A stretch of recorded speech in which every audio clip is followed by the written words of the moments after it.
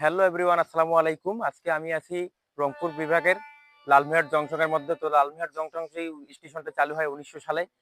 তো আপনাদের আমি সম্পূর্ণ এরিয়াটা আজকে ঘুরে দেখাবো। আমার কাছে লালমাটি স্টেশনের প্রথমের অংশ যতটুকু ছিল আমার কাছে ভালো লাগতেছিল, ফটোশ্যুট করার মতো মন চাচ্ছিল ফটোশ্যুট করেই। তো আমি এখন স্টেশনের ভেতরে ঢুকতেছি। আপনারা দেখতেছেন আমি স্টেশনের ভেতরে যতটুকু অংশ আছে আমি স্টেশনের ভেতরে ঢুকে সবটুকুই দেখাবো আপনাদের। তো সামনের অংশগুলো পরিষ্কার ভালোই লাগতেছিল আমার কাছে।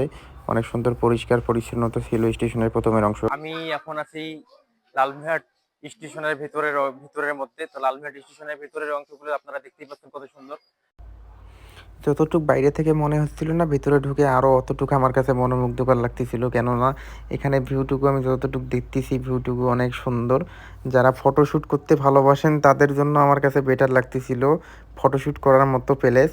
তো ব্যাকগ্রাউন্ডটাও অনেক সুন্দর লাগতেছিল আমার কাছে। যতটুকু স্টেশনের ব্যাকগ্রাউন্ড থাকা দরকার ছিল ততটুকুই ভালো লাগতেছিল।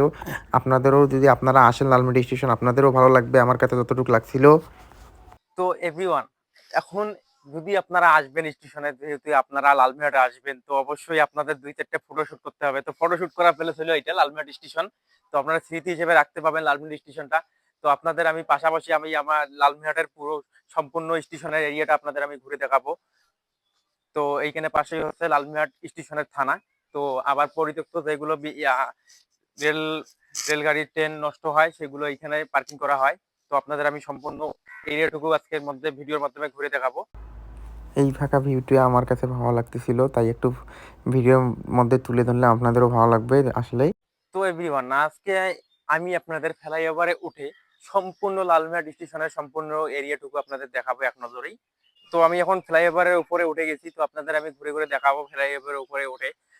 তো সামনে যেগুলো দেখতে পাচ্ছেন সেগুলো হচ্ছে পুরোনো ট্রেন। আগে যখন স্টেশনটা চালু হয় তখন থেকে ওইগুলো ট্রেন আমি আমি আমার বোঝা থেকে ওইখানে ওইগুলো ট্রেন দেখতেছিলাম। এত পুরনো হয়ে গেছে। তো আপনার এই লালমিয়াট স্টেশনে যখন বগি চেঞ্জ করা হয়, তো এইখান থেকেই বগি চেঞ্জ করা হয়।